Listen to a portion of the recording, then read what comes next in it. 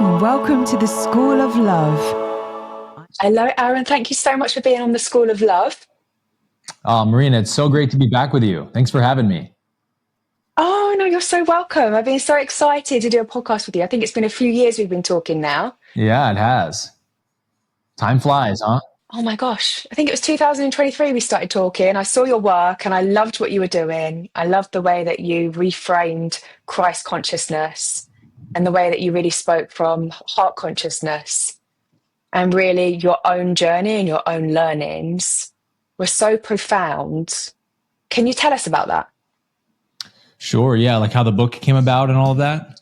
Yeah. Yeah, well... I've got the book there. There it is. Nice. You got your copyright there. There it is. We'll do this. So yeah, the journey to making this book is a long one, obviously. So the summary or abridged version would be that I grew up in evangelical Christianity, like you said, third generation pastor's son, went down that road, became a pastor, got a theology degree, the whole 9 yards. And then I woke up out of my religion at 23, 24 and decided I didn't believe in this version of God anymore. So I kind of walked out of my entire life at that point. I abandoned my Christian faith of my upbringing and just said, look, I don't know who God is anymore, but I know it's not the Christian depiction of God. That can't be true. So I searched through Eastern traditions for a long time, better part of 10 years, and really enjoyed the Eastern philosophies, which I felt like was kind of lacking in my tradition. In Christianity, there's just, the metaphysics are all over the place, as you know. There's no really consistent ontology or anything. So I really got that stuff from the Eastern philosophies, which I loved, but I was still missing something and I couldn't put my finger on it. And it ended up revealing to me that it was the heart-based devotional relationship with God, the bhakti yoga, actually feeling love for God and feeling connected to God, right? It was, God became this mental thing for me. So in any case, I had a big spiritual awakening at 27 or 28 that left me in a kind of enlightened state for 2 weeks where I was unable to suffer or feel anything but joy or peace. And it was just the most wonderful experience as you can imagine. But it was 2 weeks to the day that I woke up and realized that that was, it had been 2 weeks that state had been, active in my mind, and it hadn't wavered at all in 2 weeks. And I thought, man, 2 whole weeks, maybe this has been like a permanent thing. Maybe I got enlightened. And that was the first ego thought, trying to claim. Claim the state for itself. And I didn't catch it. So the ego came back online and down the spiral I went. I talk about it in the introduction of the book as being cast down from heaven is kind of what it felt like Lucifer or something. I was given this free tour of heaven, and then I was found unworthy to stay there and booted out, So being in hell is terrible as it is. I was in a 3 to 4 year long period of extreme depression that I could not escape. And, my whole worldview was upended. I lost my religion. I got divorced. I'm moving in with my parents at 26, starting life over. There's a lot of existential ingredients coming together, but man, I was just suffering so terribly from depression every day. And I couldn't seem to shake it. So when this experience happened and I fell out of that state, I went back into that hellish state of consciousness I was in before. And as I say in the book, being in hell is bad enough, but when you've been to heaven for 2 weeks and then you go back to hell, it's even worse than that. And it just was insufferable. Like I was not able to tolerate any amount of that suffering anymore. And so I did what I needed to do to start walking out of that suffering, which was to give up all the vanity that I was involved in, fitness modeling in San Francisco, bodybuilding, walked out of that stuff. And I just devoted all my life in my free time to spiritual seeking and study. And so one of the first questions I asked was, why do I suffer? What's the nature of my suffering? What are the feelings I suffer from? Let's dice it down to the lowest common denominator. And after some time of thinking about that, it was pretty clear that there's really just 3 kind of base negative feelings that I suffer from: sadness, anger, and fear. And there's different flavors and varieties of all of these 3. But if you boil down all negative emotions, they connect to one of these 3 different feelings. And all 3 of these feelings, as you know, are qualitatively different than one another. Sadness has like a dull, aching kind of suffering, anger creates like a hot stabbing type of suffering, and fear is like an icy, crushing, chilling type of suffering. So the question was, why do I feel certain negative emotions? Why when I don't get something that I want, I'm attached to something and I don't get it, I get really angry.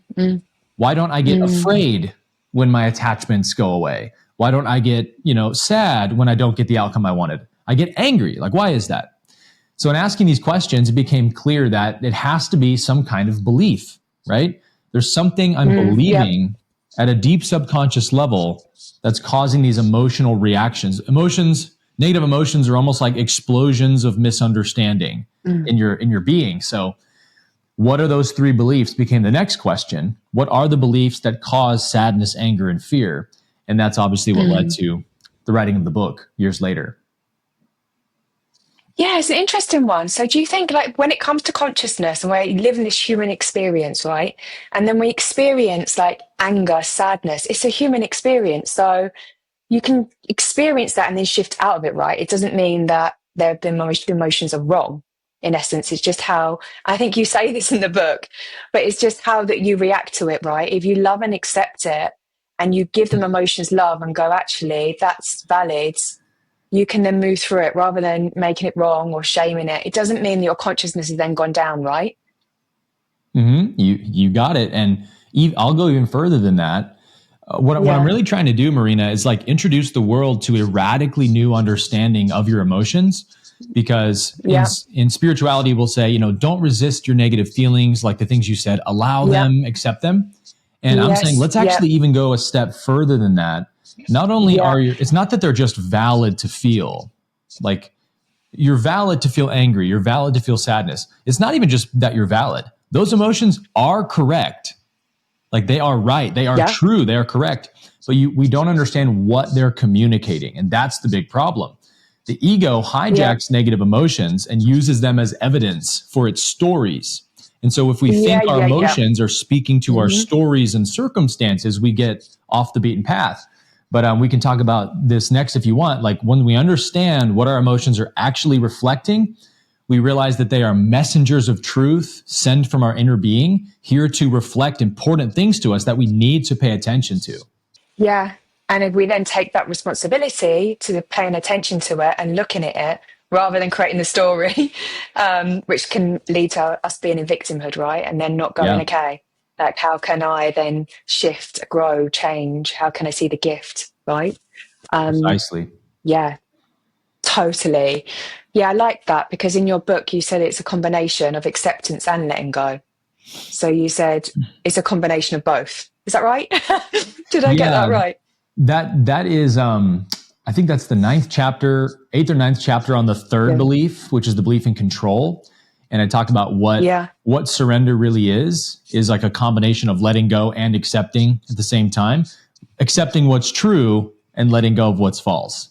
Yeah, exactly. Because everything is kind of true in a way, because you're feeling it or it's there in the present, and then letting go of probably what doesn't serve you or what you don't want to continue co-creating, right? Yes. In your reality. So do you want to continue suffering? Right. Which nobody does. Do you want to, but we do sometimes. But we do nonetheless. Well, I've done anyway. I think I realize what you're pointing to is how I describe that in the book with emotions. For like, how do we deal with our negative feelings? Some people will say, well, whatever is coming up that's uncomfortable, just let it go. Just let it go. And then other people will say, accept it, accept it, accept it.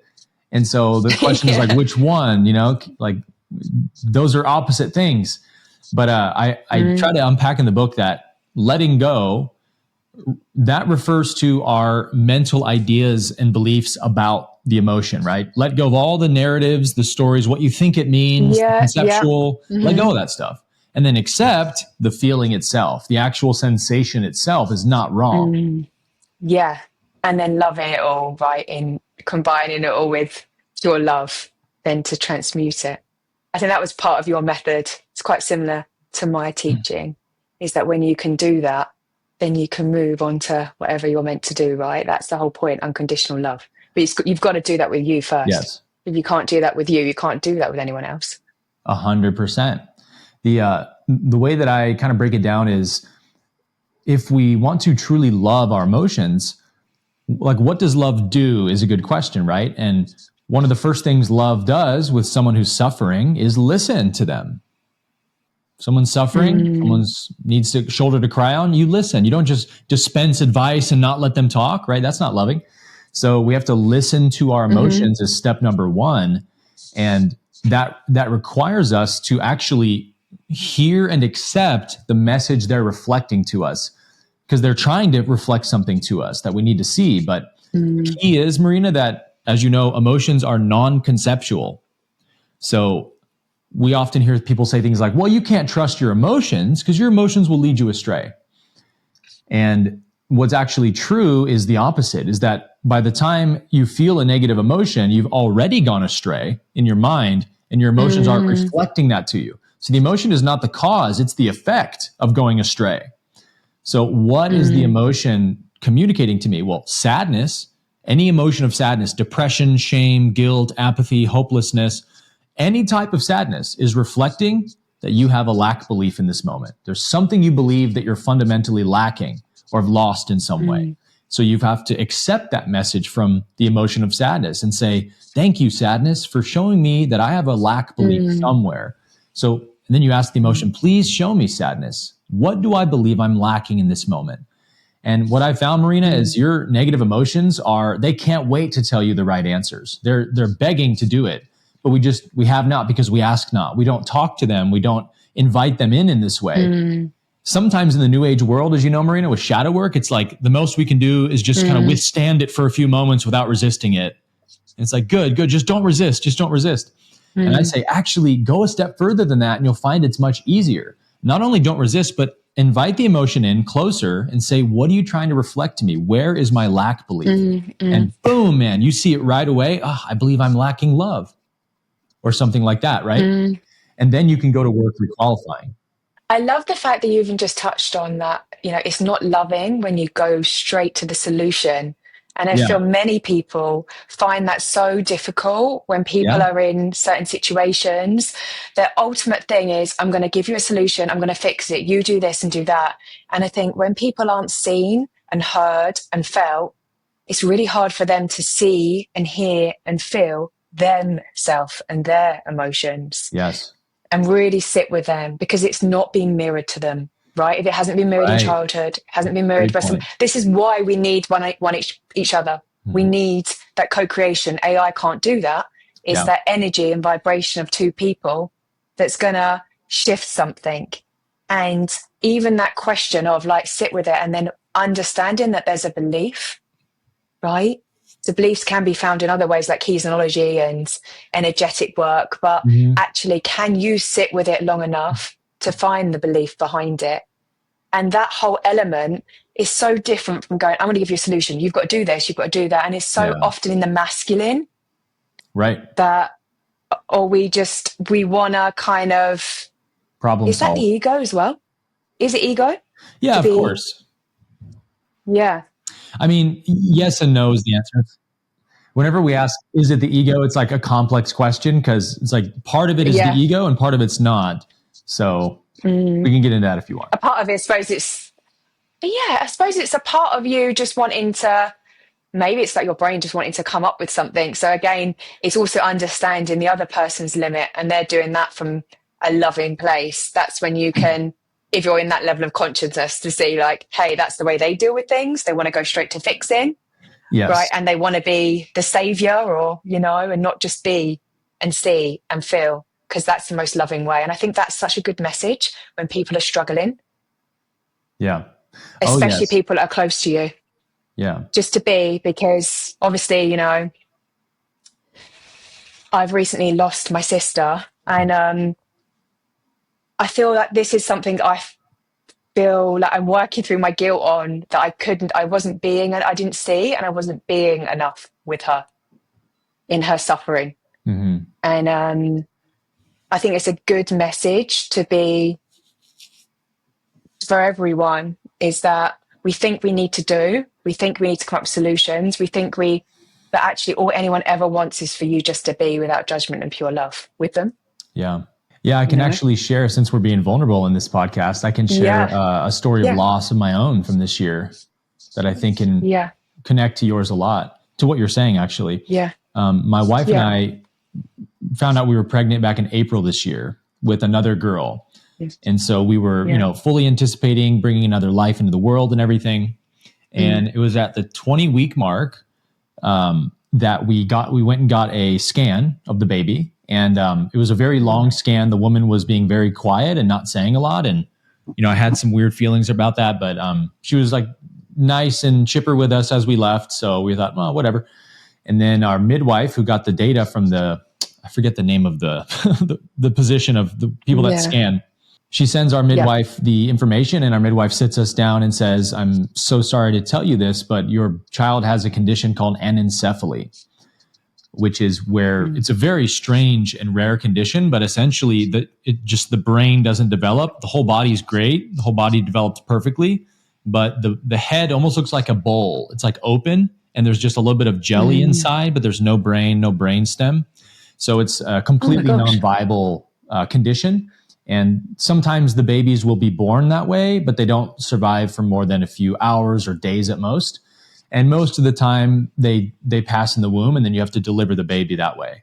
So it brought up a lot of fear for me, which connects to the third belief of the ego, because we were learning about, as we're dealing with the loss of our daughter, we'd already named her. Her name was Amara.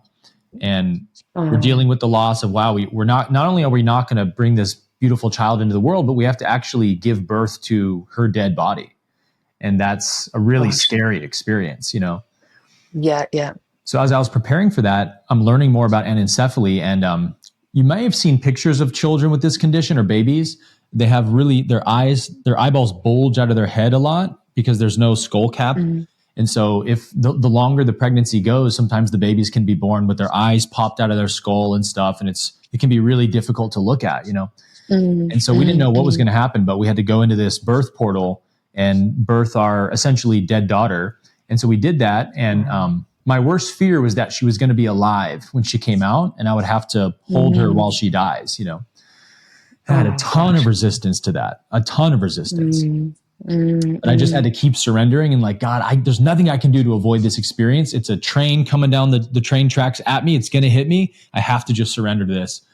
And so that was my catalyst. And what I learned from this, Marina, is exactly what you were saying. This is, up to this point, it's been the most powerful lesson of my life, is that we're going through this birth process, and it was, 12-hour delivery at home with our midwife.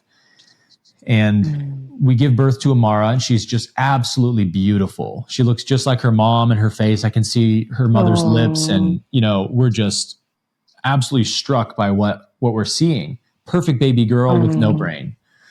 And she was alive. She was breathing a little bit, very softly. And so we held her and talked to her while she took her last few breaths.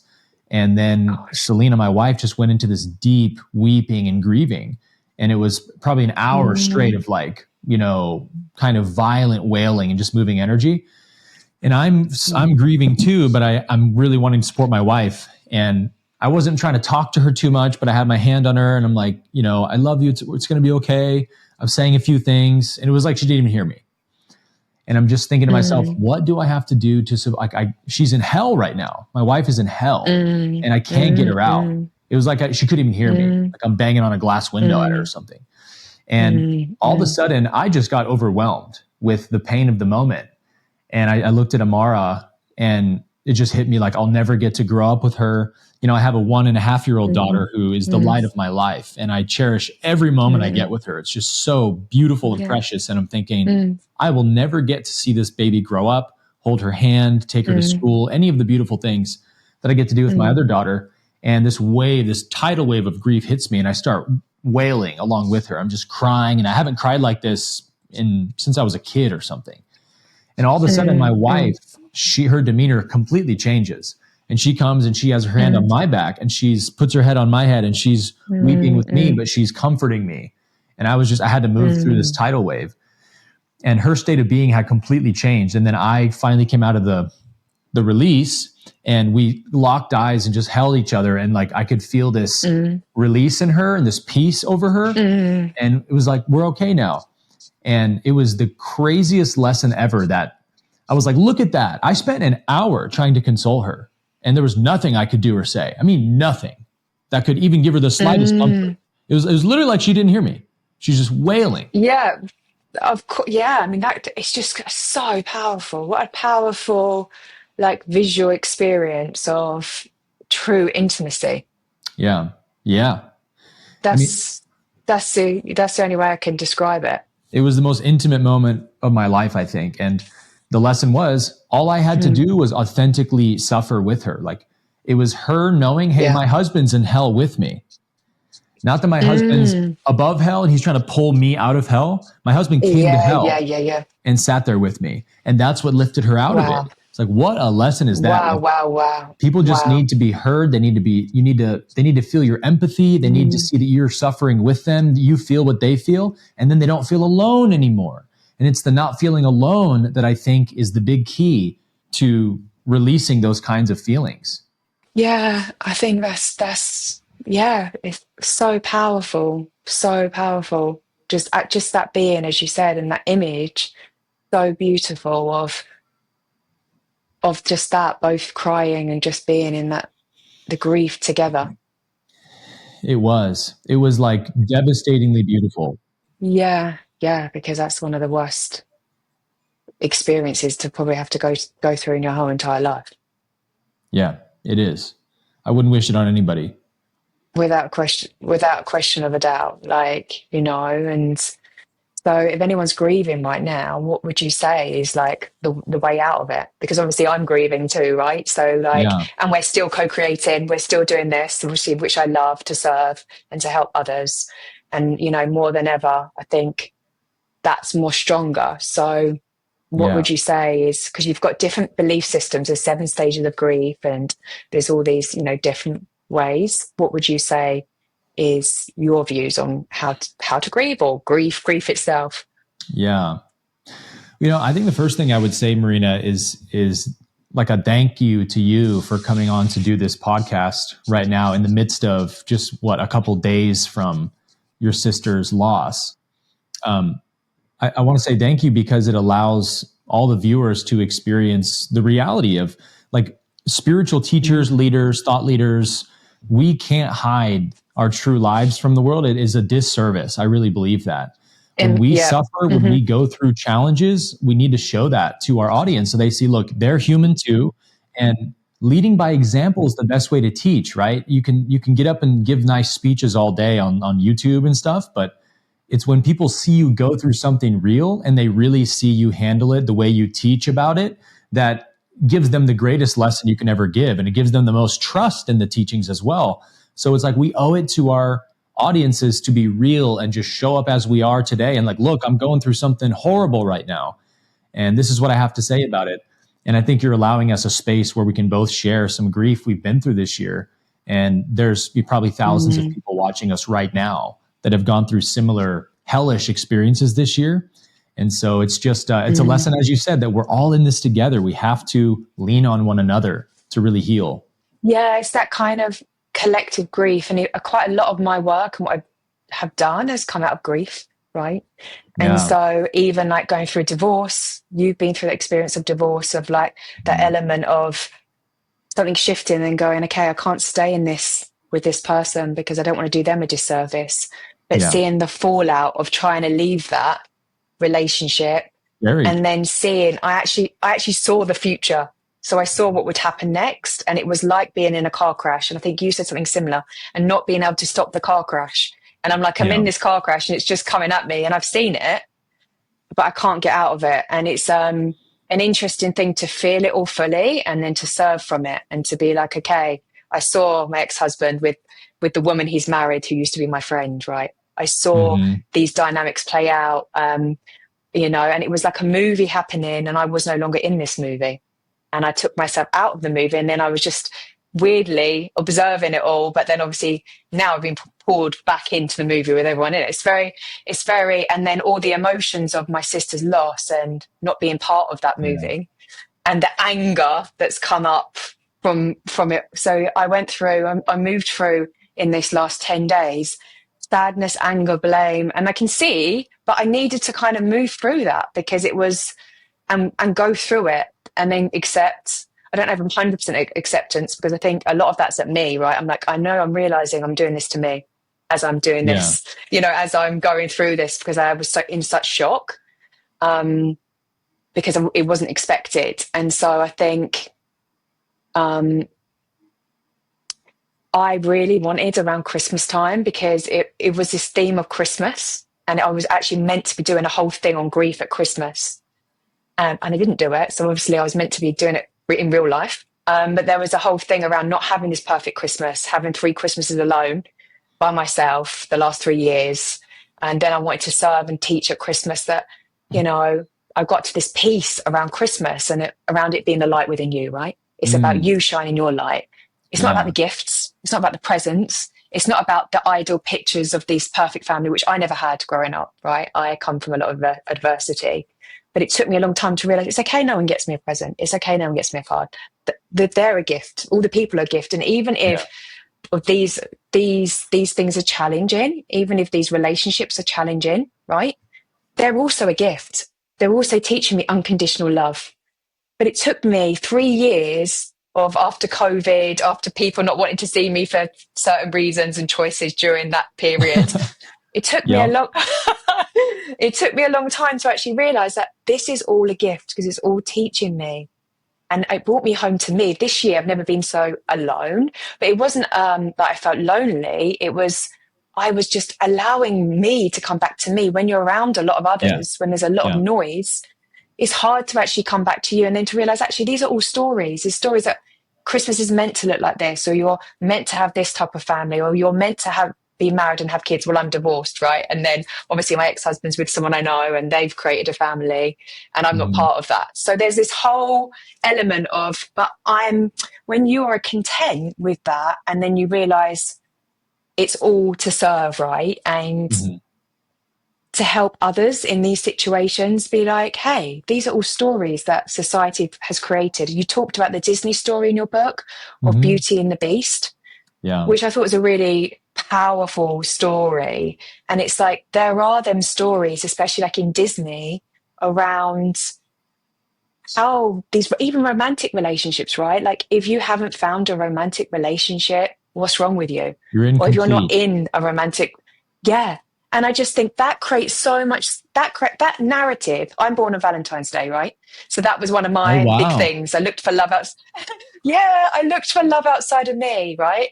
And I'm, a romantic, but only when I totally realized, like, people would say, well, how come you're not with anyone? I'm like, well, that doesn't mean I'm unsuccessful. It's just that I'm content, and I'm not, going to be in a relationship with anyone. And I would never teach someone that if they're not with someone, they're incomplete. I'd never be like, this is how you get the one, or this, because I think that's trauma. If you have to work and play a game, and if you have to do that, forget it. You're and people sell on that trauma. They sell on, like, you're not enough, you're not in a relationship, or twin flames and all this stuff. And I'm like, hang on a minute. You are whole. You are complete. There is Marina, so much. In church growing up, people used to say this as like a common phrase: is, when are you going to find your other half? You need to go find your other half. It was not allowed to be single. Like, people would pester you about finding your partner, and they would call them your other half. It's like, what a damaging thing to say to somebody. I'm only half a person. You're not whole. And then you end up marrying someone or being with someone because of expectation and because of this search. So if you're really searching for that person outside of you, you're going to probably end up in the wrong relationships, because you're not living your passion and purpose, and you're looking for that within someone else. And someone, your soulmate might be on the other side, right? Or, and that's okay. It's okay for you to be single and, or I don't know, do whatever you want to do, create however you want to create, but it does not mean that you are in lack or you're not enough. The first relationship is in love and union with you.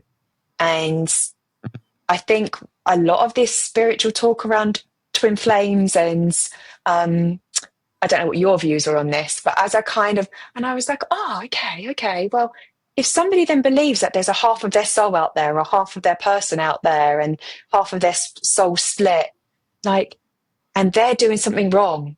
And it's an easy sell, don't get me wrong, but how unethical to teach that they're not whole, and that somebody that's not being kind to them, or somebody that's bringing up all this trauma in them, is really meant to be with them. So they just have, and I do think relationships are mirrors, and we are constantly in a relationship and we're constantly learning. But that's with everyone, right? We're always in a relationship with everyone, with everything, as you say in your book. Yeah. Yeah. I mean, the way I see it now is very different than I saw in my 20s when I was desperate to find a partner and all that. Yeah. It's like, you know, the older you get, the faster you realize, man, human life is so short. We're here for just a snap of a finger. And if your whole concern is like, how do I get some temporary fulfillment while I'm here? You're just not going to look back on your human life with all that much satisfaction. Even if you get the white picket fence and the house and the family of 4 and stuff, none of that stuff can satisfy you. You'll still feel hollow and empty inside, even when you get those things, and say, there's something deeper I'm here for. And this is where Jesus said, that was me, Jesus says in Matthew, I think, lay up not for yourself treasures on earth where moth and rust destroy and where thieves break in and steal, but lay up for yourself treasures in heaven where thieves do not break in and steal and moth and rust does not destroy. He's saying, go for the eternal rewards while you're here, which is the spiritual growth, the evolution that you get from life. And so the better question always to ask is not, you know, what can I get today? What can I get from life? But what can I learn today? What can I learn from life? I'm going for the spiritual lessons here. So if that means I don't live a conventional life of family of 4, white picket fence, like good, then that's my path, and I'll learn and grow the most in that path. And that's what I want, is the growth and the evolution. That's all we can keep with us after this lifetime, right? I agree. I mean, I had that, you know, like exactly what you said, like, you know, the beautiful family, the big home, you know, the 2.4 children. So, but that's absolutely gorgeous as well. Again, it's all gorgeous, but if you don't love where you're currently at, that's where the resistance is, like you said. And then it's like, how can I, as you said, serve? Like in my lowest times when I felt like, oh my gosh, I don't know what's going on, I'm like, oh, how could I do a video to help someone? And that would bring me joy. That would bring me, because it's something I created within me that no one can take. And I think once you find them things that you love to do, which no one can take, that comes from your essence. And I totally agree. It's sometimes I'm like, oh, I don't know why I picked this path. But then I'm like, oh, I know the angels are like, yes, you're doing well, okay. Because it's, if somebody comes to me with something, then I will try and serve. And, you know, so it's not, I think that pureness is what we need more of, like that love thy neighbor element, like just simple as in, because there's so much of us thinking it has to look a certain way. Well, actually, you're just kind to someone that needs a smile, or somebody is presented to you that's asking for help and you can help them, then you do that, right? Just these little things, I think, are kind of God's way of connecting us all back to our humanness that we need more and more of. Because I think the self-help world has caused so many people to be like, it's not my responsibility. It's not my responsibility. It's all about me. Yeah. Which we've forgotten. It's all about us and the collective. Yeah. That's another pitfall of the spiritual path, is it's really easy to get overly obsessed with your own growth and your own path to a fault, right? Where you stop being concerned with others as much as you should be. And this is why I love the teachings of Jesus so much, and they've just become the anchor of my life, is because when you're walking that straight and narrow path that Jesus said, the narrow way that leads to life is the golden rule: do unto others as you would have them do unto you. Love God, love your neighbor as yourself. This fulfills the entire law. This is what Jesus said was the greatest commandment of all. Love thy neighbor as thyself. And when you live your life that way, of like, of course I love myself, I am concerned with my own growth, but a huge aspect of my growth is how I treat others and how I show up in the world. So let me keep my mind fixed on that, of who can I bless today? How can I serve today? And we find that this is the pearl of great price, right? You can live the most luxurious lifestyle ever. You can have it all, as Jim Carrey said, and you'll still feel hollow at the end of the day and say, man, I've got the fame, the fortune, the sex, the drugs, the rock and roll, you name it, and I'm still not happy. What is it that I'm really looking for? And you only find the answer to that question when you can truly enjoy handing a cup of water to a thirsty person, loving somebody who's in need, helping the poor. Like the things Jesus said is when you actually bless other people, you feel the deepest like soul nourishment you can ever feel. And it fills you with joy and a sense of deep fulfillment. And you just want to keep being of service. And so you find, just as Jesus said, whoever wants to keep his life must lose it. But whoever loses his life for my sake will find it. My sake meaning my gospel, right? If you lose your life for the gospel of do unto others, you'll actually find your life, your fulfillment, your happiness. So life is a paradox. It's happiness is hiding in the one place the ego is most certain it will not be, which is in other people, right? Yeah, or things, or, and when you're content with like kind of none of that, right? Because I've stripped everything back, I've burnt my life down, and I'm like, I'm still like me. I'm still content. And I think, again, it's all, as you said, it's the beliefs. Like, I'm not lovable, I'm not enough. There's shame, all these beliefs that are not true. And when you work through them and you create different beliefs, as you said in your I am statement, there's quite a few other spiritual teachers that I've been around that ensure they get their students to write I am at the beginning of their day, and they create their own prayers that they read, and it all starts with the I am. Talk to us more about that. Yeah. I spend a good amount of the book talking about the true self, capital T, capital S, the true self versus the false self. So, for example, one of the misguided definitions I discussed at the beginning of the book is that the ego is your sense of self. People say this a lot, right? What's the ego? Well, the ego is your sense of self. So you can't get rid of that. You wouldn't even know whose mouth to put the spoon in anymore. And so I deal with that by saying this definition is missing one key word. That without this one key word, the definition, in my opinion, is flatly false. But when you add one word into it, it becomes completely true, which is the word false. The ego is not your sense of self. The ego is your false sense of self. The ego is the wrong ideas you have about yourself. Your true sense of self is the I am. And that's obvious. You cannot get rid of the sense that you are the witness, the subject of your experience, right? You are the one who is aware. And so we call that I am because it's the first person in the present tense. That's like it's like a principle, right? It's not like an entity or something. It's a principle we all share in. We are all experiencing ourselves as the first person in the present tense. I am. And so I say that that's the name of God. That's the divine name given to Moses and the burning bush and so forth, because God is the only subject, being, awareness in the universe. And we're all just looking out through that one I am, through infinite filters, right? So I am is the true self, and your true sense of self is the fact that you know you exist. But what the ego does is it hijacks that feeling of I am, that inner knowing, I exist, and then it attaches it to objects. So the definition for the ego that I give is the ego is the mental activity of identifying with form. And this is huge, Marina, because most people... Yeah, that's massive. It is, because most people will picture or think about the ego like an entity that really exists. It's located in the skull somewhere, and I have to transcend it. And when we have this definition, it really makes sense out of things. The ego is not an entity, it's an activity. Or in other words, the ego is not It's a like noun. doing. Yeah. You got it. Ego is not a noun, it's a verb. So can you get rid of a verb? No, you can't get rid of an activity. You either do it or you don't do it. But getting rid of it doesn't apply, right? Logically. You can get rid of nouns, objects, but you can't get rid of activities. So ego is not an entity, but an activity. What activity? The activity of identifying with form. I am this, I am that. So the ego robs the holy, sacred I am feeling and attaches it to the body. I'm this body. The person, I'm Aaron. I'm this tall. I'm this many years old. I want this. I want that. And off the ego goes. And so that's the ego. It's your false sense of self. It's everything that comes after the I am feeling. Yeah. Like the roles we play in life. Like I am the mother.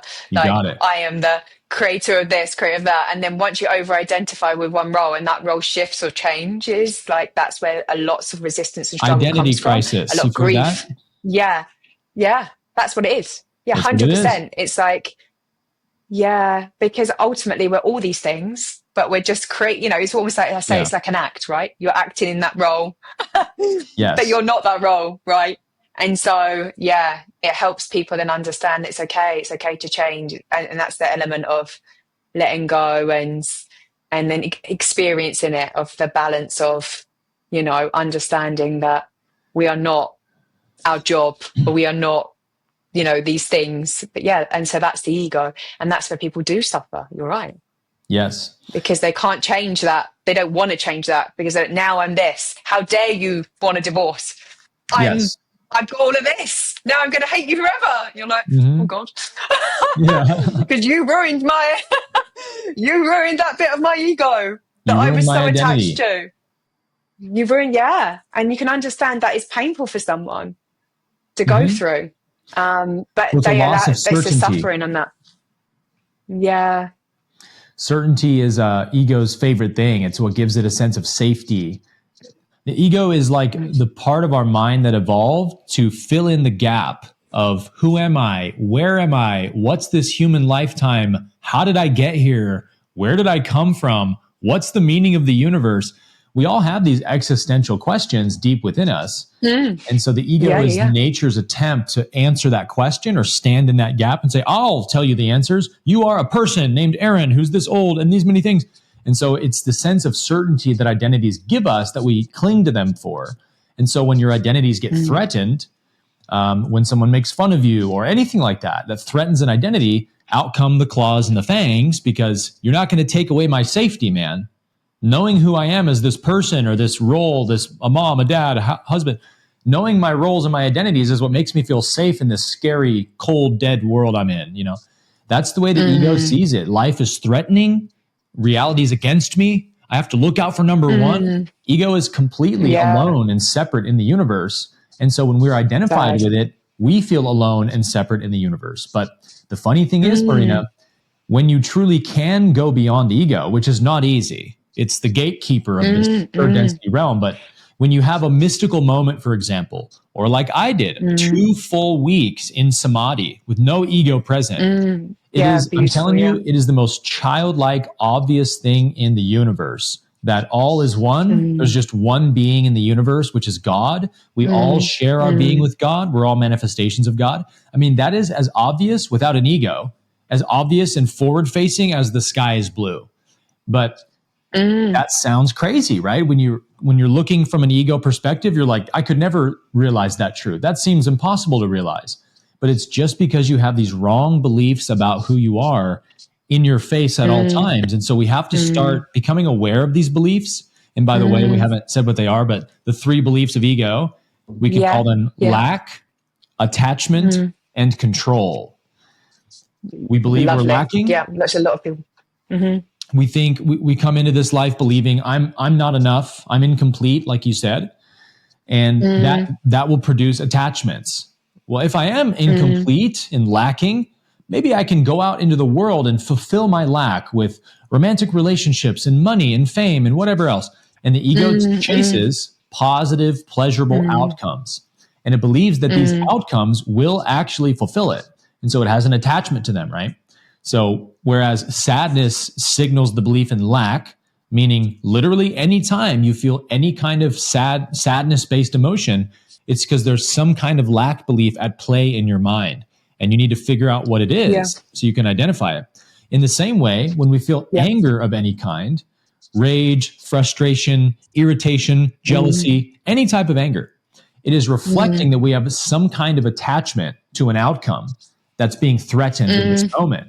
And the ego doesn't like it, so it gets angry, right? And then that leads to the third belief, which is, hey, if I need to go out into the world and get my outcomes to be happy, I'm in control. I'm the doer. I'm the one who makes life happen. I'm at the driver's seat of life. And this creates the guilt and pride cycle, where whenever I have an outcome that's positive and pleasurable, it inflates my ego and I get prideful. Whenever I don't get the outcome I want and I fail or I make a mistake, that also inflates my ego because I get guilty. So under the third belief, we just live between guilt and pride at all times. And so anytime you feel fear, stress, worry, anxiety, that's a dead giveaway that the belief in control is being threatened right now. There's something your ego feels is losing control over. It's slipping through your fingers, right? And that's what a panic attack is. That's what an anxiety attack is it's the belief that you're losing control of something, right? I can't breathe. Something like that happens. And it makes the mind panic into a spiral. So the problem is you never did have control to begin with. You're not actually in control of life. That's laughably absurd. You are a cooperative participant with life. You're cooperating with it, but you definitely do not control it.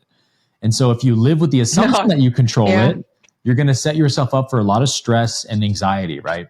Very true. And this is it. And I think, again, it's kind of, well, I kind of let go of everything. But yeah, I can resonate to times when I've gone through kind of situations and it's just loving it and being able to sit with it and love it all fully as it's come up. Like I used to go red when I used to say hello to someone, just like little things. And then it's only until I really loved it. It was like a stage, maybe after I had my children, and then I was more cocooned in and then I went back out. But when I really loved it, it changed.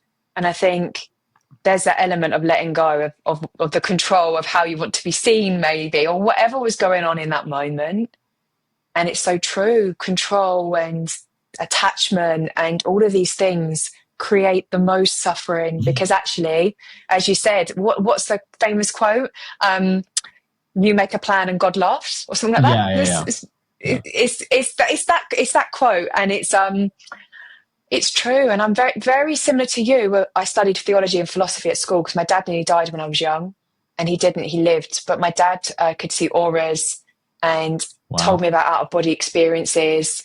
So my dad, even though my dad, it took me a long time to realize he lost his job, we didn't have any income, but he taught me about the spiritual path at a very young age. So I grew up around this. And, even though we talked of like gods, and I went to a very religious school, I was always told to find my own path. So from a very young age, I was asking for answers, and I went towards the light when I was about 19. Wow. And then that's when I realized my soul left my body and I saw my body on the bed. And then that's when I realized, it is right. Yeah, there is God and I do have a soul. And because I saw myself and I went towards the light. It was a very pure, beautiful experience. It's happened a couple of times. What I would say is so beautiful. It's so pure. And even when you have the Holy Spirit go through you, it's so pure. It's such a beautiful feeling that connection to oneness is that you can do it without psychedelics, without substances, without and we, as you said, we look for all these things outside of ourselves, and grantedly I have done in my life so much, so then I only realize it was never about that, so all these illusions, especially now when people are suffering at Christmas. Some people are really enjoying it, others are really, really suffering. They're grieving loved ones that are not here, or a life that they don't have, right? Just reminding them that it's nothing external, or no kind of projection in the world where people are creating whatever they're creating. Fear in the system, because you talk to a fear, there's a lot of fear in the system at the moment, reminding them that pureness and that element can come from within them, from natural ways. Mm-hmm. Yeah, everything good comes from within. And another big part of the book, chapter 6, I talk all about this idea of giving and receiving. You mentioned loving relationship earlier. Yeah. To me, if I put this in the book as well, obviously, but if somebody asks me today, Aaron, what's your definition of enlightenment? What does it mean to be enlightened? I would say enlightenment, in my view, is the ability to be in loving relationship with everything at all times. So the question is, well, what is a relationship and what is a loving relationship? So the way that I unpack that is that a loving relationship, what I mean by that is to be in the state of giving and receiving. So this to me is the summation of the positive polarity. I think in our last podcast years ago, we talked about the densities, right? Positive and negative polarities. There's only two polarities in consciousness you can choose. positive or negative. And so if we want to choose the positive polarity, there are certain metaphysical principles by which we have to follow and live by to polarize that direction, to become more and more positive. And then likewise, on the negative polarity, there's other rules we have to follow to polarize negatively. So it's like, which one do you want? And if you say, I want the positive polarity, Aaron, and I say, great, then you must master the ability to be in the state of giving and receiving, because that's what a loving relationship is. A relationship is not truly loving if there's giving but no receiving, right? If you don't receive somebody, you're not in a loving relationship. I'd like to, because this is something I try and explain, as in with the healing with two people. So this is again why we need this more than ever, our divinity, which you talk about so much, because when two people are open to give and receive equally is where you create the energy field between two people. Now, what people don't realize is that loop and that energy is what creates the healing. So when I've healed conditions in me, when I've been with other healers, right? It's because I'm like, thank you so much for doing this for me. Thank you. Like, thank you, God. And then I'm like, can I get a message for them? Can I feel for them too? Right. And I'm so grateful. I'm also wanting to feel maybe a message that I can give back in return for the gratitude of them being with me in that present moment. And it's in that spark if we're on the same frequency, because they're doing it with an open heart too, that the energy shifts. Again, it's really good for people to understand that ChatGPT cannot do that. A human robot cannot do that. We cannot ascend consciousness without this element of relationship, of give and receive and equally, 100%. because that is when the divinity is. That is when the beauty happens, and that is where humanity will ascend. And so this is why people are going to go off and have AI relationships with robots and stuff. I'm like, I'm so sad, because they won't be able to have these bliss internal experiences, because you can't create that with something without a soul, without that. Yeah, that's the only way I can describe it.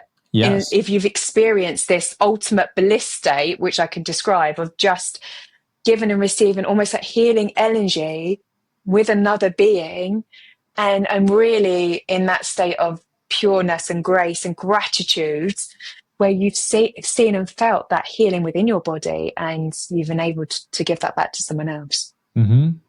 Yeah, we could say it like this, right? Just to answer this question, do we really need other people like we're describing? Imagine if you were just like floating through space your entire life. You never met or encountered another human. You know, you get your basic needs met every day, but you're just floating in space with no like you would have no idea who you are. You'd have no idea what a person is, what a human lifetime is. You would know absolutely nothing. So yeah, we need each other to know ourselves, because we're all too close to ourselves to really see ourselves a lot of the time, right?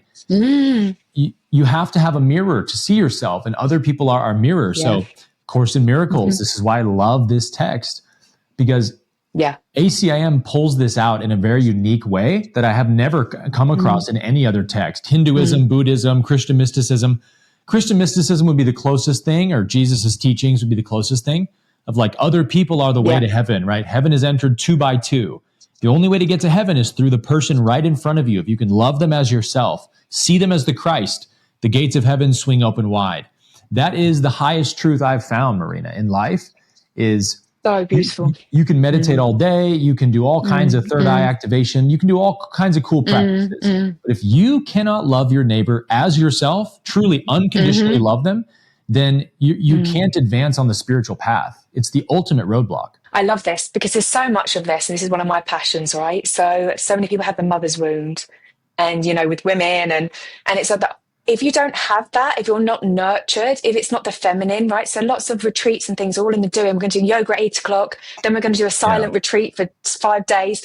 And what really people really need is that divine nurture, that pure unconditional love, to be held, to be cuddled, to not to be, no one to say anything, just to be. And actually that's the healing in the divine feminine, Mother Mary, like all of this element, which we've kind of made redundant because everyone's gone so far into the doing, even in the whole, you know, spiritual world, where it's kind of like it's bringing back that nurture, it's bringing back that feminine, it's bringing back that love, that unconditional love. And this is, and the importance of it, as you said, and that divinity, like you're saying, in that relationship, like you and your wife, how gorgeous. right? How beautiful. Yeah. Yeah.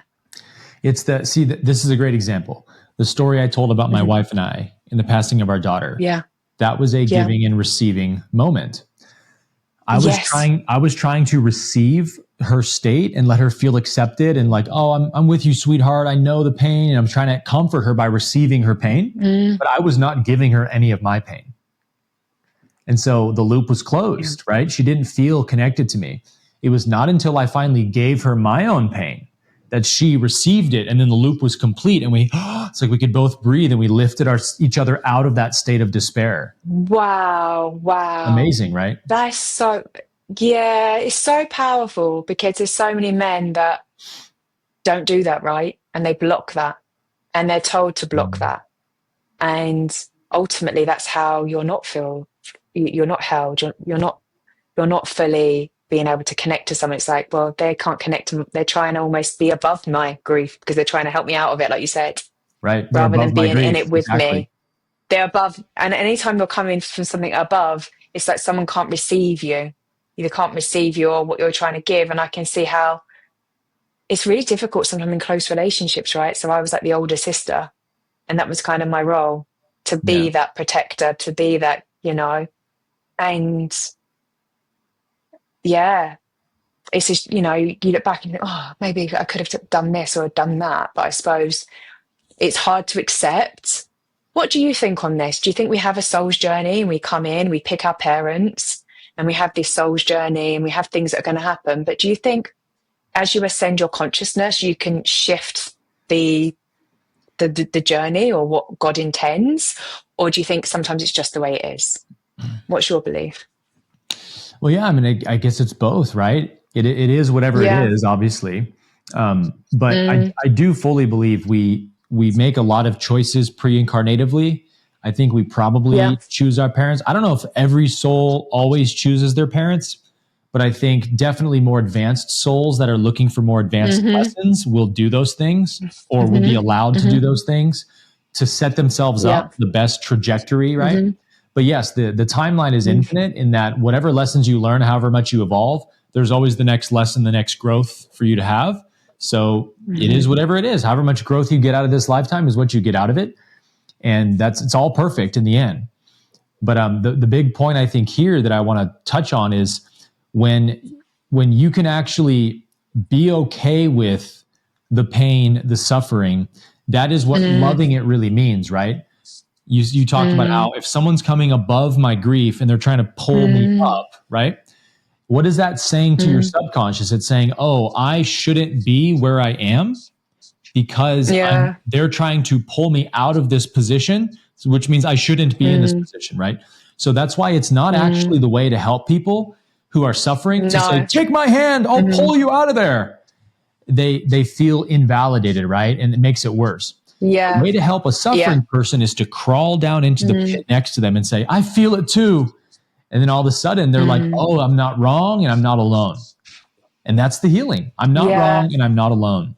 I was really trying that so badly with my sister as well. I was so trying that. But again, it's whether or not someone can receive that, because sometimes there's a block in someone receiving that from certain people. Right. And again, that's another hard pill to swallow, right? Of course. That, because when you want to create that and you're there trying to, but again, I can just see that. And I think it's such a good message for anyone. If anyone comes to you with any suffering, don't try and fix it.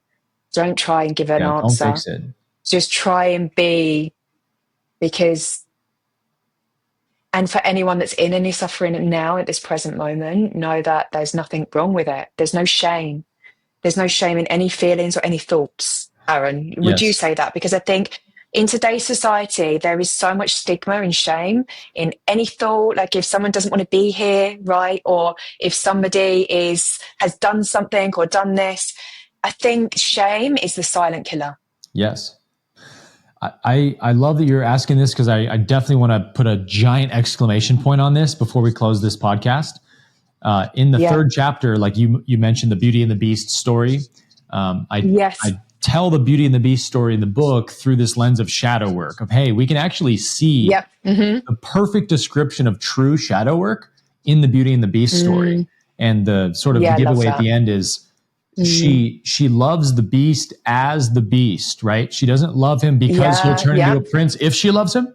It's like the Beast dies and gives his life for her, and she leans down and kisses him on the forehead with his hideous, ugly face. You know, she cries and weeps over the loss of the Beast, and she kisses and hugs and holds the Beast, not because she wanted him to turn into the prince, but because she loved him as the Beast. And then he turns into the prince. It's the perfect example of shadow work. We have to fully love and accept the emotion as it is. And I think, Marina, the key is, if we're going to be able to do that, we have to have a correct understanding of what emotions are.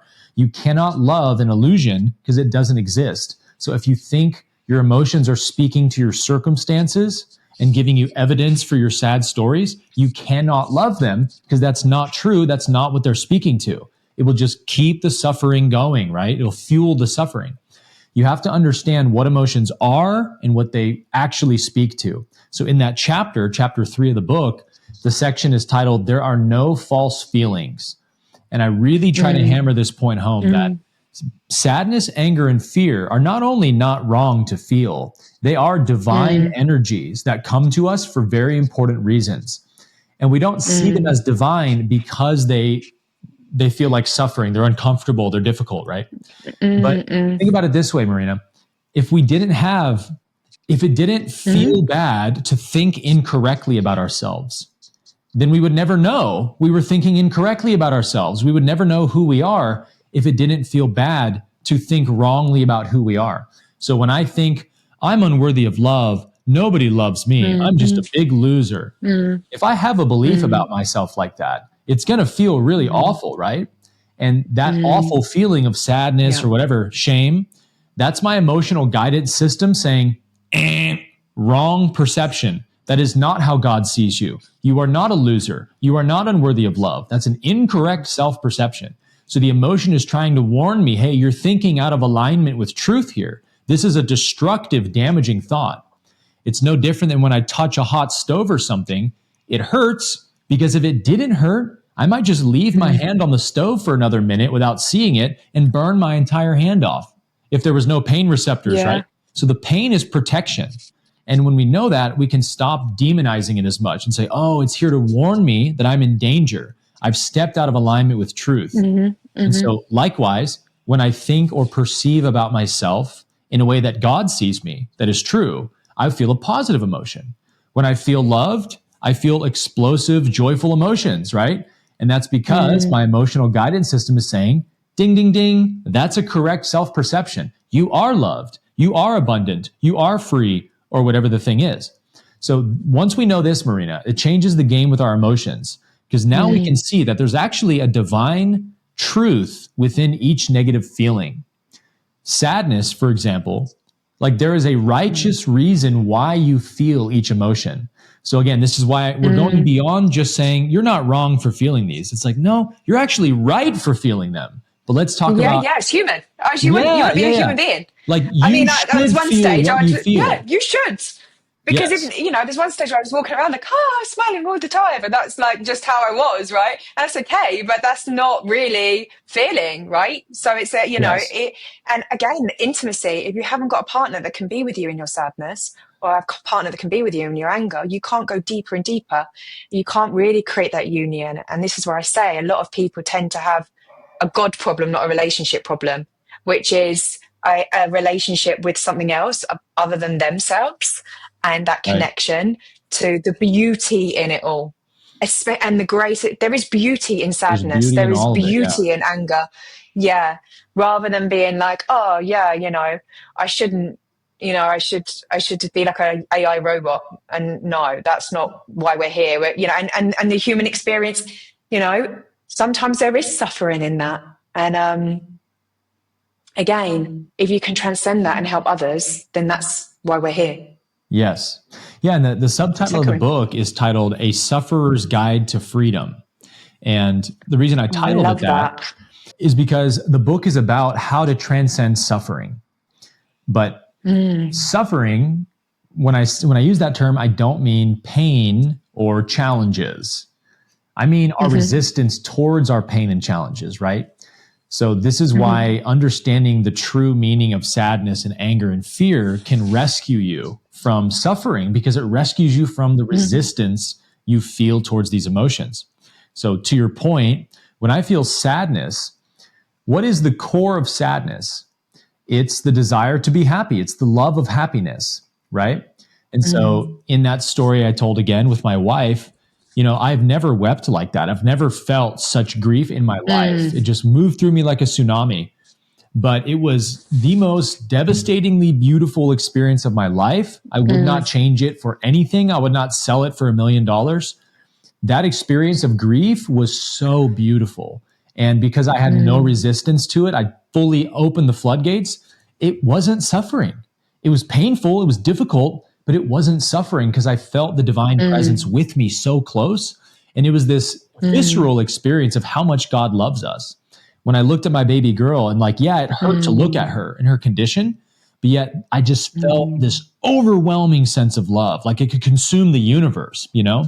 And that's why I started to cry, was I can't believe how much love and compassion I feel right now. And just had to weep and weep. And it was extremely painful, but it wasn't suffering. It was beautiful. And so that's because when you allow sadness fully, you realize the truth of sadness is the love of happiness, right?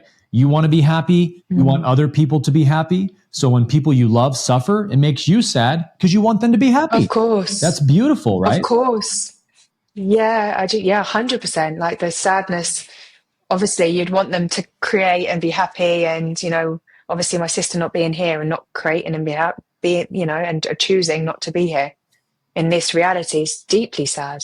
Like, I don't think I've ever felt so much sadness, and then seeing my parents sad, right? And seeing them in their grief, and then my other sister sad, and just seeing all of that is just, it's just. It's like, how should you not feel sad for this? How should you not feel sad for what's happened to your sister? You love your sister. So of course you feel sad. You see your parents suffer over it. You love your parents. Of course you feel sad for their suffering. It's like, why do we make ourselves wrong for feeling sadness? Yeah. It's just a spiritual ego. Yeah. And it's just, as you said, it's showing how deeply as well that you have loved. Yeah. When you wanted, you know, and of course, letting go of anything or any stage, or, you know, having somebody not be in your reality no more is probably the saddest thing ever, right? Yeah, because you love that person, and so you're sad because you love them. That's okay.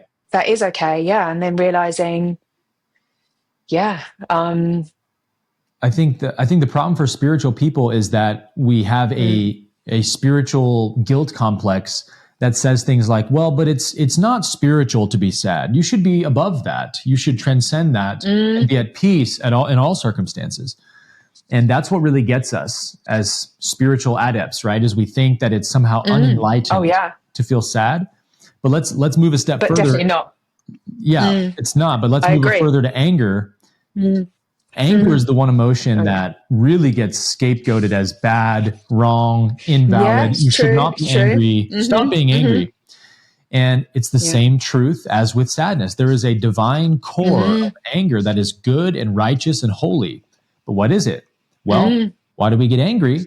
Other than that we believe an injustice has taken place. So right there, right? At the core of anger is the love of righteousness and truth, right? Yeah. We get angry because and doing the right thing, integrity. Yeah. Yep. We think that something true has been violated, right? Which, if that were true, would make sense to be angry about it. So it's like, can you just connect to the part of your anger that is the love of righteousness? Can you connect to the part of your sadness that is the love of happiness and say, this is why it's okay to feel this? Because there is a truth here, right? What's true really matters.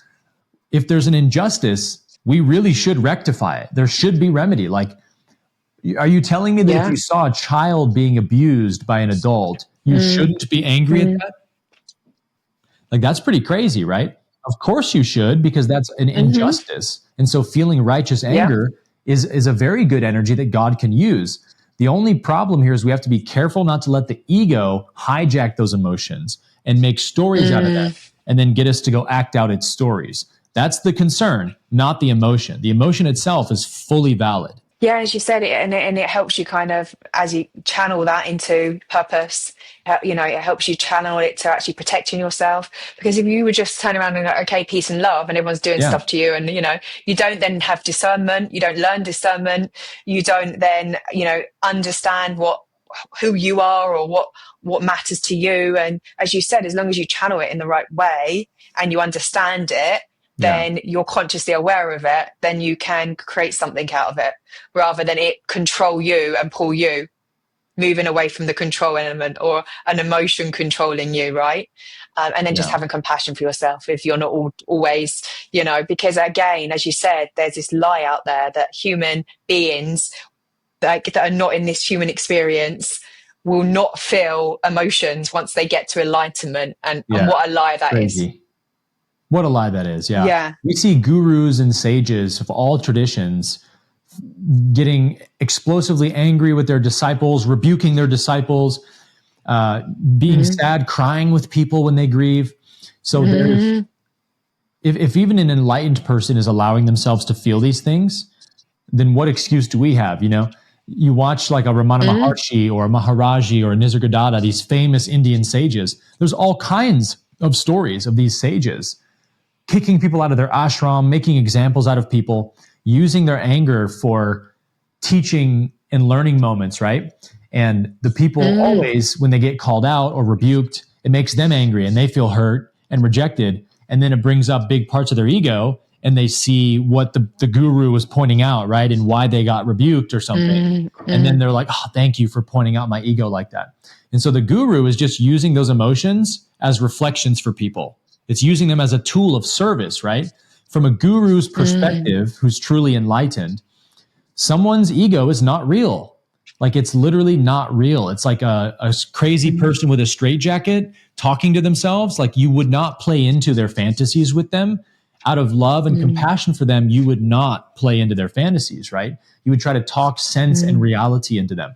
That's how a guru is with all their disciples. It's like, look, I'm not afraid of offending your ego because your ego is not real. It's just feeding off of you. It's this fake illusion in your mind that's like a leech sucking your life force energy. So I'm going to poke at it. I'm going to confront it, and we get all offended and stuff because we're identified with it. But that's another example of the righteous use of anger. Anger can be applied righteously and used for good purposes. That doesn't mean it will be fun or enjoyable or pleasant, but it will produce good fruit in the end. So there are no false feelings. Every emotion can be used for the highest good. I love that. As you said, that's where the growth is, right? If everyone was just in agreement all the time and everyone was just, smiling, would be AI, right? And so, is this, it'd be boring. Which would be really boring. Yeah. Okay. We came for the fun. We came for the fun. It's been, to experience it and then, to try and kind of, be with it all. Yeah. And that's it. That's all we can do and create from what we have. Yeah. I think our souls are going to wake up from this life very much like if you do like a plant medicine ceremony or something. You go to ayahuasca in the jungle with a shaman, a bunch of people. You guys you're kind of nervous before you do it. You're talking about all the things you might expect to learn from the experience or whatever. And then you take the medicine and you take that leap of faith, right? And then you go on your own journey for hours by yourself with Mother Ayahuasca, and she'll take you through the dungeons, the shadow realms. It's going to be terrifying at times. You're going to confront your inner demons. And many times throughout that ayahuasca trip, you're going to be like, oh, I want out of here, But then when the experience is over, you're euphoric. Oh my gosh, what an incredible journey that was. You feel restored and you can't wait to talk about it with all your friends. I think that's exactly how our souls see a human lifetime. It's like we all kind of took ayahuasca before we came into this thing. We knew what we were signing up for. And we're like, man, this human lifetime is the craziest psychedelic trip ever. You're going to go live a whole lifetime. You're going to have a family. You're going to have identities. And then it's all going to be ripped away at the end. And you're going to be back here with us. And you're going to talk about it. And I think our souls, no matter what we go through in this life, it's such a temporary experience in comparison to our eternality. And so I think our souls, our soul family sits around the campfire, on the other side and just talks about the human lifetime with gratitude and joy and wonder and excitement. So to keep that perspective in mind is healthy, right? This human lifetime is not all that I am. My soul is much larger and more transcendent in this lifetime, and that's my real self. Yeah, I love that. It's kind of like that element of that, the angelic realm of kind of saying, well, yeah, you chose this, and your job is to kind of, just experience it and love and give, and then that's it. You've done your job, and that's what you see right before the end. Anyway, in my thing is that you see people that you've helped, the things that's what stays with you. It's not what you've got, it's not what you have, it's not these identities, it's them little moments. And I think it's just reminding us all of that is the most purest relationships, connection, creation, and getting out of the stories. Yeah, I see a lot of crossover between the reasons why we do plant medicine ceremonies, or any ceremony, but just using plant medicine as an easy example.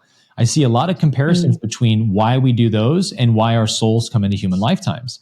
It's just a miniature version, right? You do ayahuasca. Why? Because there's something you're trying to heal. Like there's a nagging issue in your mind that you can't seem to heal or release. And so you're going to sit with the medicine to really pull it out of you. You're going to put yourself in a difficult position, right? Well, that's what our souls definitely come here for too, right? There's certain soul lessons that for whatever reason, we haven't been able to learn those lessons as fast as we wanted, or it's been a persistent thing lifetime after lifetime. And so you choose a lifetime that sets you up best to learn that lesson. So a lot of people come into lifetimes with a built-in deficit, like even being a paraplegic or something, right? Some extreme condition might be chosen because, look, I've spent the last 3 incarnations trying to learn self-love, and I have not done it yet. So like, I'm going to make my next lifetime, I'm going to be a paraplegic. So there's nothing about my human self I can love for vanity reasons. And that will force me to love myself for divine reasons, And so whatever your lifetime circumstances are, we're not really supposed to know on this side of the veil. It's supposed to be kind of a mystery so we can learn the lesson being offered. So just know, like, yes, as you've been saying this whole podcast, my soul chose this. Whatever my condition is, whatever my limitations are, I just have to accept them and learn their lessons. Because I did choose this. And if I don't accept these lessons, I'm going to go back kicking and screaming and then return to that other side and remember like, oh man, yeah, I chose all that. And I just skipped out on all the lessons. Like, darn it, I did it again. And your soul's going to want to come back again to do it. So you might as well learn the lesson while you're here, right? Yeah. And I suppose, that's why I love the idea of, everything's for a reason, and God and Christ consciousness. That's why I love that so much. And because it gives you meaning. If there is meaning, then that's beautiful to me, rather than no meaning whatsoever. Like there's nothing, that's it. So if there's meaning to it and we can create meaning, and we might not understand it now, but just to say like, hey, there's a reason for this. And if I can be with it, then I'm going to be able to move through it more with grace. And I think that's where the true beauty lies, is in that frequency of being able to, we might stray a little bit, the ego might take over, but if we can come back to love, then that's where you come back to the beauty of it. And I think more than ever, one of the lessons recently is, if somebody's being horrible to me, someone's not being nice to me. If it's because they're being horrible and not very nice to themselves. You got it. And the sooner I can get out of that whole story that it's about me and I react and there's an ego, even if they're close people to me, right? The sooner I can do that, I think that's the biggest lesson that I wish I can't go back in time. But moving forward, that if that comes into my reality, it's just about being with it, loving it. And I've always been very empathic for people that are like that, because I know that they're really suffering. Yeah. And I think if all of us understood that people that aren't very kind and it can be very harsh and not very nasty to us, it's because that's what's happening within inside of them. Yeah. And we can have more compassion. We're going to ultimately change the frequency. We're going to change things, and we won't hold, because it's only our reaction is our responsibility, right? Getting caught up in something is our responsibility. 100%. There's a quote from A Course in Miracles I love that highlights what you just said, which is, be kind always, for everyone is fighting a difficult battle. True. So true. It's so true. And I think that's often we don't realize the ones that are being the most unkind to us are really fighting. And sometimes we would react, right? That's human. But to really come back to actually, how can I get out of the ego? How can I get out of the story? And how can I show up more kinder, more compassionate, more loving? Because to be doing that to yourself all the time must be a horrible state of being. And so we really need to be that mirror, and that's what I really want to take from that, to get out of all the stories and to get out of all of that, and even more so step into love and compassion with people that aren't kind, more so. Yeah, because it's how they're treating themselves. Yeah, it's how they're treating them. And so, yeah, that's definitely a massive learning. And out the victim consciousness and the suffering. That is the suffering, right? It is. Suffering is resistance. Yeah, instead of acceptance. So any last thoughts, Aaron, before we wrap everything up on this whole podcast? Yeah, I mean, we've covered so many good areas, but I guess I'd love to just highlight the giving and receiving as we close. That the reason this is so important is because the whole universe runs on this law of giving and receiving. This is why the golden rule is do unto others as you would want others to do unto you. Give what you would want to receive is the golden rule. So if we don't know how to do both, we're always going to be incomplete in the way we relate to life and others. So giving is a state of being. It's not necessarily a verb or an action. The state of being will produce the action, but giving itself is really a state of being. And so is receiving, right? These are states of being, not necessarily actions. And so what is the state of giving? In essence, it just means you show up to be of service, to give your best. You're truly looking to extend love, to share love with whoever's in front of you. You're like a sun that's always shining, right? Whoever's in front of me is going to feel my warmth. Like that's the state of giving. Lovely. I'm not withholding love anymore. So that takes practice, of course, but you can always work on giving more love, being more understanding, being more patient, being more compassionate. And so you're giving more and more. And that's actually what polarizes you, is your ability to give love is what raises your frequency, because somebody with a low frequency has a low ability to give love, right? So that's half the equation. And then receiving is the other half. What is the state of receiving? And of course, it's acceptance, right? It's surrender. It's not resisting life. So if I resist whatever happens for any reason, I'm not in the state of receiving anymore. I'm trying to stop life. I'm trying to make something wrong in my experience.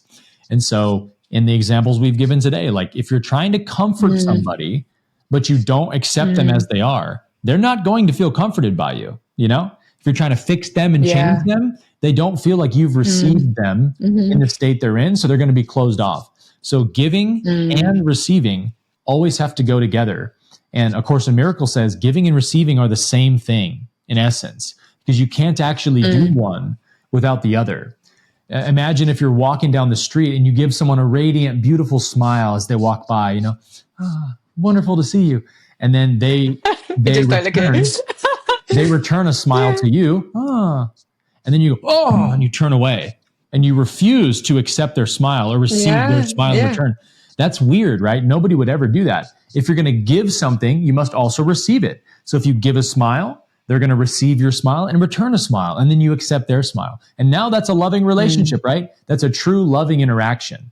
But if you can't receive other people, you can't love them either. So this is a loving relationship. Your ability to be in the state of giving and receiving with all of life, the present moment, the person right in front of you, can you give them love and receive them as they are, is the only question. That's so beautiful, because so many people close their heart when they go through bad experiences. Exactly. And they don't want to love, and they don't want to give, and they shut it all down, and they make everyone wrong, and then they're not open to receiving. They're not open, as you say, and they don't want that experience. They're making them experience wrong, and then they're blaming, and then that all becomes a place of despair rather than actually, So it's kind of, as you said in the book, working through all these things to really then loving it all, to ascend the consciousness. How beautiful. Yeah. Well, to that point, the ego's thought system is the opposite of giving and receiving, because ego is an inversion of truth, right? So the ego's version of relationship is taking and keeping, which is what you said, right? Ego wants to take I love it. from others. It wants to use them for its own good, and it wants to withhold love. It doesn't want to give to others because it sees giving as losing. What I give is what I lose. So if I give somebody else praise, I'm losing validation. I'm raising them above me. So the ego doesn't want to praise other people, right? This is the way the ego thinks. It's taking and keeping, taking and keeping. So we have to catch ourselves, right? Transactional love. Transactional love. I mean, that's transactional love. I think quite many people are on that transactional love, take and keep. And if they can't take and keep it, then they don't want you no more. And that's for me is the most heartbreaking thing ever. It's heartbreaking because I just want to love everyone. So I sometimes don't understand. I'm like, what's going on? Like, just how I am, right? It's probably not a bit eccentric, but I'm like, I was only smiling at you. And then someone's like, don't smile at me. Like if they're with their partner or something, you're like, oh no, I didn't mean anything by it. And again, it's that way that we're conditioned in relationships that are not high vibrational to take and to keep it and lock it away. And that's mine. And now I own it. You can't even smile at somebody else, you know, and people are just in their own little prisons. Yeah. And that's so sad to be like, okay, as I speak in my book about the freedom, like you choose each other daily, you know, you remarry each other daily and you give each other freedom, but it's in that freedom that you choose each other and you're loyal, right?